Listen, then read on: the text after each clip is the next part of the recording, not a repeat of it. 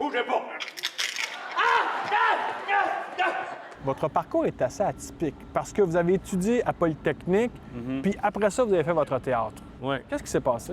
Oh, moi, je n'étais pas destiné à faire ça du tout. Je viens pas d'une famille, en guillemets, culturelle. Je pense que je suis fou. Ça peut te consoler, je pense, la même chose. Ben non, Fait que pour moi, c'était bien mystérieux. J'étais attiré par ça. J'étais attiré par certaines figures de proue, comme Yvon Deschamps, pour le nommer, ou les Paul. Mais bon, j'ai dit, c'est pas pour moi. Et un ami à moi avait vu la Ligue nationale d'impro en ville. Il a décidé d'amener ça à notre cégep. Et puis, on s'est mis à faire de l'impro. On aurait pu jouer au baseball, on aurait pu jouer au ballon-ballet. Ça a été de l'impro. Puis, je me suis révélé quelque chose que je ne soupçonnais pas en moi. Monsieur, je vous prierai de respecter madame. Est-ce que les clichés sont vrais?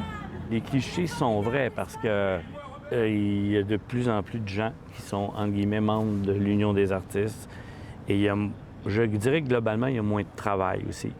Il y a peut-être plus de support. Il y a des séries web, tout ça, mais dans l'optique de gagner sa vie, dans l'optique de le voir comme un métier, c'est un métier parmi tant d'autres, mais c'est un métier qu'on pratique, bien, à un moment donné, de vivre que dans la précarité, c'est essoufflant. Moi, j'en vois du monde. Et ce qui fait que tu travailles, ce n'est pas que le facteur talent qui détermine ça. Il y a un facteur chance, qu'on aime ça ou non. Mais moi, j'ai été très, très chanceux. Pas trop réfléchi. En fait, j'avais le goût d'essayer ça, moi, être connu. Je me suis laissé emporter par la conversation parce qu'une des premières questions que je voulais vous poser, c'est qu'un des premiers films que j'ai vu de vous, c'est Louis XIX, Roi des ondes. Ça te dérange pas que je t'appelle Louis? Non, pas du tout. Moi, c'est Royal. Royal Laflamme. Louis XIX annonçait peut-être le monde dans lequel on vit aujourd'hui, où on est constamment surveillé, où il y a des caméras partout, non? Oui, bien, à ce moment-là, quand on avait fait le film, on disait, ouais, c'était un peu... ça commençait, mais c'était pas clair ce que ça allait être de la télé-réalité. Fait qu'on disait, bon, c'était presque de la science-fiction jusqu'à un certain point. C'était visionnaire. Heureusement, c'est pas tout à fait ça, quoique des fois, on en est pas loin. Tu sais, avoir son 15 minutes de gloire, pendant ce 15 minutes-là, on a l'impression qu'on existe, parce qu'il y a des témoins de notre existence.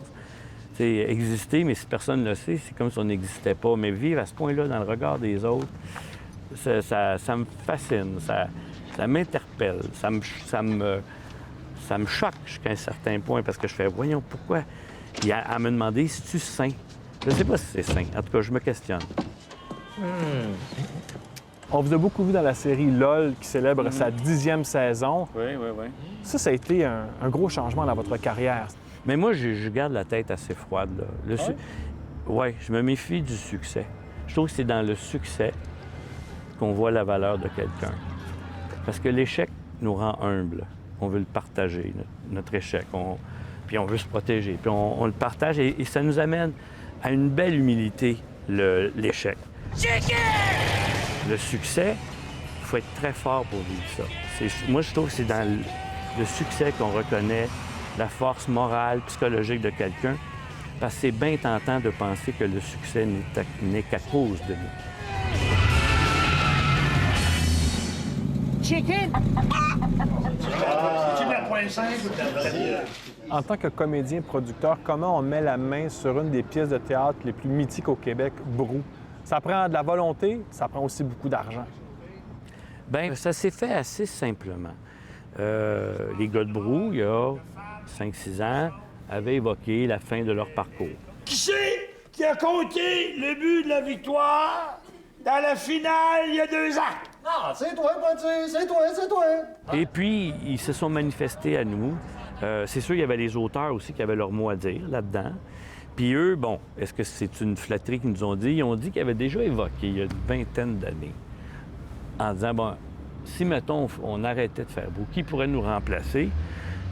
Ils auraient dit, il faudrait vérifier avec eux, mais ils auraient dit, ils avaient pensé à nous 3, alors qu'on n'était même pas vraiment associés ensemble à ce moment-là. Je sais pas si c'est vrai, je pense que c'est une fleur qu'ils nous font, mais tant mieux si c'est vrai. Martin Drainville, Quel plaisir, merci Ben, beaucoup. fait plaisir. Merci beaucoup. On a augmenté la mise, le pot a grossi, puis on va gagner avec notre premier trio.